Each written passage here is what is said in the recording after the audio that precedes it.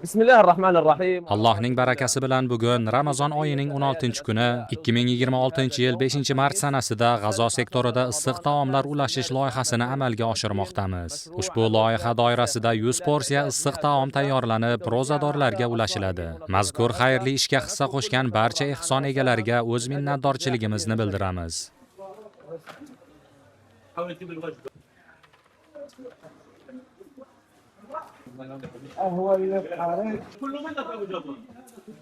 يا رمضان هل ستراك تعرفنا